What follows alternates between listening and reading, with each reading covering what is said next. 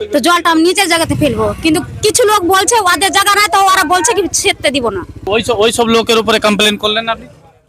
কি বলবো বলেন। প্রায় 3 বছর থেকে অনেক অসুবিধা। বর্ষা শুরু হতে বিভিন্ন এলাকায় এরূপ সমস্যাগুলো ফুটে উঠতে দেখা যাচ্ছে।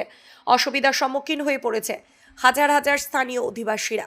অসুবিধাটি বিশেষভাবে প্রভাব ফেলেছে এলাকার ছাত্রছাত্রীদের উপর। হাজারো পরিবারের একমাত্র রাস্তা কালিয়াচক 1 ব্লকের আলীনগর অঞ্চলের নবীনগর কাল্লু মোড়ের সেই বেহাল রাস্তাটি দৈনন্দিন জীবনযাত্রায় এক দীর্ঘ ভোগান্তির কারণ হয়ে দাঁড়িয়েছে স্থানীয়দের নিকট। এলাকার মেন এই রাস্তাটি সর্বদাই জলমগ্ন, নিকাশি ব্যবস্থা অব্যবস্থাকর, নর্দমাযুক্ত কর্দমাক্ত জল পরিবেশকে দূষিত করে ফেলছে। দীর্ঘদিনের এই সমস্যাটি দৈনন্দিন জীবনযাপন এবং যাতায়াত ব্যবস্থায় অত্র এলাকাবাসীকে ব্যাপকভাবে অসুবিধায় ফেলেছে। কতদিন থেকে এই জলটা লেগে আছে? প্রায় 3 বছর থেকে। বাচ্চা লিয়া নামছে তো বাচ্চাকে ছাড়া মুশকিল হয়ে যাচ্ছে, বাড়ি থেকে বাইরে মুশকিল হচ্ছে। তোমাদের কি কি অসুবিধা হচ্ছে? আমাদের প্যান্ট ভিজছে বা জ্বর হচ্ছে, সর্দি, এই নোংরা পানিগুলো আমাদের সর্দি হচ্ছে, আরও নানান অসুবিধা হয়ে থাকে। কি নাম তোমার? জুনায়েদ হোসেন। তোমাদের স্কুলের নাম কি? নবীনগর শিশু বিকাশ একাডেমি। যে আলীনগর গ্রাম পঞ্চায়েতের অন্তর্গত কাল্লুমোড় নবীনগর যেই গ্রাম রয়েছে সেইখানে আমরা দেখতে পাচ্ছি প্রস্তুতি যে এখন বর্ষা আসেনি তার আগেই কিন্তু মানে পুকুর নদী নালার মতো একটা জায়গা তৈরি হয়ে পড়েছে, যেই জায়গাতে কিন্তু ঢালাই করা রয়েছে অলরেডি। সেই ঢালাইয়ের মেয়াদ কতটা সেটা একটা বিস্তারিত আমরা জানার চেষ্টা করব। এলাকার যে এখানকার যারা বাসিন্দা রয়েছে তারা কি বলছেন এবং এখানকার যে মেম্বার প্রধান রয়েছে তারা কি দায়িত্ব নিয়ে এই জিনিসটা কতদিনে সমাধান করবেন। 4 থেকে 5,000 লোক বসবাস করে এই গ্রামের মধ্যে।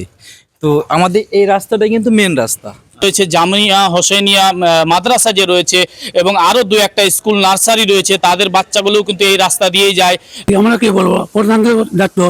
হ্যাঁ, দায়িত্ব প্রধানের তো আপনারা তো প্রধানকে বলেছেন? আমরা কিছু বলি, আমাদের বাড়ি অন্য জায়গা। এটা দিয়ে আসলেন তো কতটা অসুবিধা? অসুবিধা হচ্ছে তো। একটু দেখা উচিত এই রাস্তাটার জন্য, যে জল লেগে আছে, 12 মাসে জল লাগছে, রাস্তাটা নিচু হয়ে আছে, অনেক অসুবিধা, আমাদের মোটর পড়ে যাচ্ছে, আমাদের সবই পড়ে যাচ্ছে। অসুবিধায় আপনাদের ছেলে মেয়ে কি করে বাড়ি থেকে বের হয় না, তো পানি লাগলে জ্বর জ্বালা আসে। রাস্তাটা খুব শীঘ্র করা উচিত।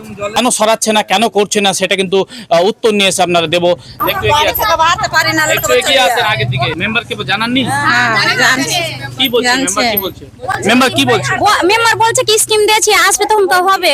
কখন আসবে এরকম একটা প্রস্তুতিতে? ওটাই তো আমরা বলছি কি কিভাবে কখন আসবে, তো বলছে এটা নিয়ে আমরা বিডিও সাহেবের সঙ্গে কথা বলেছি এবং মন্ত্রীর সঙ্গে কথা চলছে, কিন্তু মেনলি হচ্ছে আমাদের জলের নিষ্কাশন ব্যবস্থাটা নেই এবং ড্রেনও আমরা করতে পারছি না।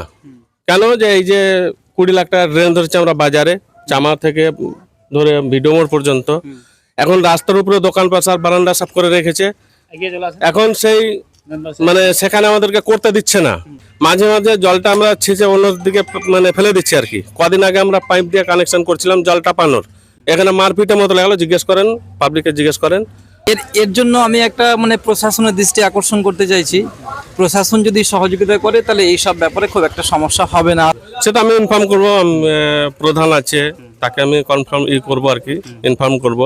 এবং কতদিনের মধ্যে আপনি এই জিনিসটা করে দেবেন? এটা তো আমি বলতে পারছি না, আমি তার উপর মহলের লোক না। আমি ইনফর্ম করার দায়িত্ব নিয়ে আমি করে দিয়েছি। বিডিও সাহেবের সঙ্গে কথা বলবো, আবার কি হচ্ছে, সলিউশন কি বের হচ্ছে সেটা আমরা বের করার চেষ্টা করছি। আর আমার এলাকা আমাকে তো যত্ন রাখতেই হবে। আমরা বিস্তারিত আরো আপনাদের সঙ্গে থাকবো অবশ্যই। কালিয়াচক ব্রেকিং নিউজের পক্ষ থেকে আজ এই পর্যন্তই। Thank you.